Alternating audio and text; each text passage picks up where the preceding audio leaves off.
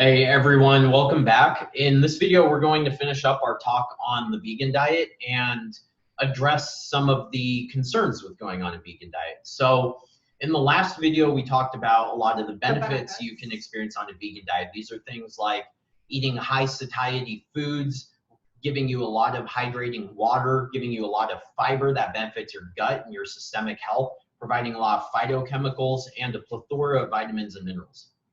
But there are drawbacks to going on an all vegan diet. And the goal of this video is to outline what some of those are and to propose what we would consider solutions to those. And so pretty much adding animal products back in. Right? That's what I did. But no, if you're not going to eat animal products, if it's an ethical reason. Yeah, if there's ethical reasons, there are ways around that. And so it basically comes down to you're just going to be getting a deficiency of a couple key nutrients in the diet. The first one's protein. So protein on a vegan diet is incredibly difficult to get for the simple reason that, first of all, plant proteins are lower in protein quality and they're not digested as well. And second, you would need to eat a lot of calories in order to get a suitable amount of protein from whole vegan foods. That might work for some, like if they're athletes. Yeah, but like if you're for most people, it's not going to work. Yeah, just they're think not about going to get enough from beans. Yeah, so if you're trying to get 30 grams of protein, you could get 30 grams of protein from like 150 calories of chicken breast, or it would take about 440 calories of beans, which are considered one of the highest protein vegan foods out there. So if you're a hard training, peanut butter is even a worse example. Right? Nuts just aren't even a source of protein altogether. Like 1,000 calories to get 30 grams of protein, right? If you're a hard training athlete, you could probably get sufficient protein because you're going to be needing to eat a lot of food anyway. But for most people, you're not going to be getting sufficient protein on this. As an example of this, we've had a lot of vegans come into our Fat Loss Blueprint program. And one of our primary recommendations for optimizing body composition is to eat an adequate amount of protein. These people are averaging probably 50 to 70 grams of protein when they need to be getting, over 100 grams. And it's because they're eating, within their calorie limits so that they maintain their weight. And it's all plant food, which you're not going to be able to get enough protein in terms of quantity. Now, quality is another issue because the digestibility of the proteins in plants is only about 60 to 80% compared to over 90% for animal products. And there's also another issue of having a more imbalanced essential amino acid profile, but that can generally be overcome by mixing plant proteins together in a meal. I personally, like when I switched from being a vegan, I never counted like beans or anything or plants as my protein because you can't rely on it. And I mean, I had different goals at that time though. I was super shredded, right? And so that was like, I could not rely on that to be adequately digested to maintain my body composition. Yeah, well, I mean, what I do now is I try to get a minimal amount of protein in my diet in terms of what's, like there's a range, right? Protein ranges depending on your goals. I try to get 1 gram per pound of body weight of protein from exclusively high quality animal products. And then any residual protein over that I get from plant foods, but I don't even count it. I just focus on like a hitting, carbohydrate or a fat in your diet. Exactly. I just ignore it in terms of like trying to obtain protein in my diet. But the solution, if you are eating a vegan diet, is actually really simple. Just use a protein powder. Use a vegan protein powder because vegan protein powders are isolated vegan proteins, so you don't run into that same calorie issue. And they also have way higher digestibility. The processing methods of these protein powders increase their bioavailability from that 60 to 80% to being above 90%, just like with animal products. So, I mean, if you eat a vegan protein powder, you basically completely overcome all of the barriers to adequate protein intake that a vegan diet presents. And they're super filling compared to like animal protein for me. So the solution's really easy. And, you know, you might have this thing, oh, I can't eat it, it's a processed food. It's like, okay, well, Spirulina is processed too, but it's immensely beneficial. You know, all of the other supplements that you might take are processed, but you're taking them because they benefit you, right? Exactly. It's the same with the protein powder. Like, it's processed, who cares? It's not equatable to, you know, processed junk food. The next one, K2. I think that's a big one. That's one of the first things I added back after I was transitioning from my vegan diet. Mm-hmm. And my teeth sensitivity like completely went away. Like, it was like magic for me. Yeah. Yeah. I think addressing fat soluble vitamins. Yeah, in general, I mean all of them. Yeah. Yeah, and so we'll go piece by piece, right?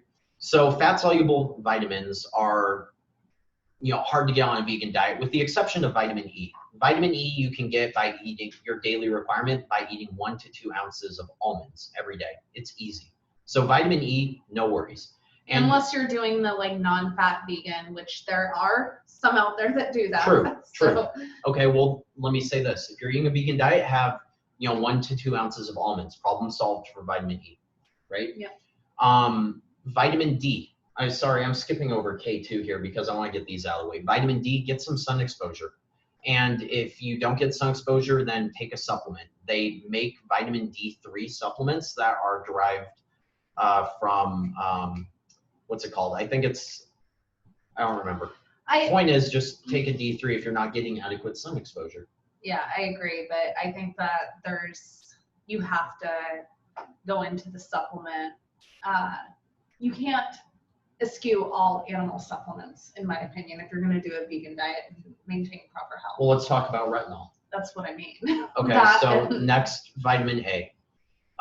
Vitamin A is, you can get from beta carotene. We have the ability to turn beta carotene into retinol. Retinol is true vitamin A. It's what our body requires. Beta carotene is just a precursor molecule that our body has to convert. But there's conversion issues if you have any kind of thyroid dysfunction, which is very common on a vegan diet because they're undernourished. Or if you have SNPs in the BCOM1 gene. Yep, which I do. Yeah, which you can literally, people with this mutation can have less than 10% conversion ability. Now, this could be overcome theoretically by just eating a ton of foods that supply beta carotene, but there might be health consequences to that. Because, you know, the beta carotene builds up in the system and it can contribute to oxidative stress and contribute to lung cancer. Exacerbating cancer. So what's the solution? Take retinol. The only way you can get retinol is through an animal sourced product, even if it's an isolated supplement. And that's why I think that ethically, like, I mean, you have to bend a little if you want to optimize your health. Like, that's what I meant by that. Yeah, but if you're doing it for ethical reasons, you can often get retinol from like a cod liver oil source, right? And I think getting it from cod livers is probably like a very ethical way to obtain the retinol if you don't want to get it from other sources. I mean, this is a completely different argument. I don't think it's the least bit ethical to harm yourself as a human for an animal. Like, I mean, you're going to harm someone. Yeah. So we won't get into that. Yeah, we're not going to get into the ethics. But the point is, you need retinol, and you can get it in a supplement, but the supplement's going to be animal-based. There's no exceptions to that. You could eat more beta-carotene-rich foods, but there might be health consequences to do that, for doing that. And then lastly, vitamin K2. So there's a bunch of different forms of vitamin K. K1 is found in plants, and then you have like 10 different types of menaquinones, which are all the K2s. And the two important ones for us are MK7, menaquinone 7, and MK4. MK4 is exclusively found in animal products, and your body can convert it into K1 or K2 depending on needs. K2, the only plant source you can really get it from is fermented foods. Like natto is a very, very rich source, and then like sauerkrauts provide it in variable quantities. But so you can get a vegan sourced K2 supplement. That's very important because our ability to turn the plant-based K1 into MK7, which is the most important for making sure calcium doesn't deposit in arteries, is very poor. And so even omnivores should be taking a K2 supplement just to ensure that they aren't accidentally, you know, having Bruce Ames triage theory come and bite them in the butt, where the lack of K2 has your body prioritize survival over long-term health. What else? Choline. Choline. Well, choline you can get, oh man, okay. Choline you can get from plants. You're gonna need to eat a lot of broccoli, but that's it's what doable. I was thinking. But it's definitely doable. You also are gonna be able to get a ton of betaine from plants, which is one of the molecules that choline's turned into to support methylation processes in the body. Right. So I think choline and betaine you could definitely get on a vegan diet in adequate amounts. You just have to be hyper aware of it, Yeah, I think. it's yes, I agree. You should. Any diet you have to assess at one point to see if you're meeting your nutrient requirements, right? Yeah. But I think with carnivore or vegan, you have to take extra care. Yeah, agreed. And so, I mean, using something like Chronometer, see where you're at, and you know, choline bitartrate is a really cheap, vegan-friendly option of choline if you need to get some extra in your diet. What about creatine? Creatine, yeah, creatine, carnitine. These are nutrients that are found in animal products that vegetarians and vegans have been shown to have lower levels of. But again, supplementation is easy. Take 2 to 3 grams of carnitine every day. Take 3 to 5 grams of creatine monohydrate every day. You're golden. I mean, there's even benefits from doing this if you're an omnivore, just because they work via saturating stores, right? And so, like creatine. Doesn't matter what diet you're following, supplementation will saturate creatine stores, bolster athletic performance, and it can also help with brain health, especially following like traumatic brain injuries. What do you think about taurine? Do you think they can get enough? Well, I don't think anyone really gets enough taurine in the diet. I think that taurine is it's a non-essential amino acid. It's not used in protein synthesis, but it plays numerous important roles within the body, and supplementation with about 3 grams per day of taurine can help offset sarcopenia, fight inflammatory conditions, and reduce oxidative stress. I think that is important. But I would say that that's important for both vegan and omnivorous diets, just to ensure they're getting adequate amounts. Unless you're having like, you know, 3 energy drinks a day, because each one provides about 1 gram of taurine. And why do you know that, Alex? Because I drink energy drinks, but anything else? B12, I mentioned this in the first video, but I'll mention it again. You can get B12 on a vegan diet. You just need to consume spirulina, which has true B12 in it. About 10 grams per day of spirulina gives you your daily requirement. What about DHA? DHA and EPA. Yeah, this one is tricky but possible. So in plants, the primary omega-3 fatty acid is alpha-linolenic acid, right? ALA. Conversion to EPA is 10 to 20%. Conversion to DHA is 5 to 10%. It's greater in women because of estrogen.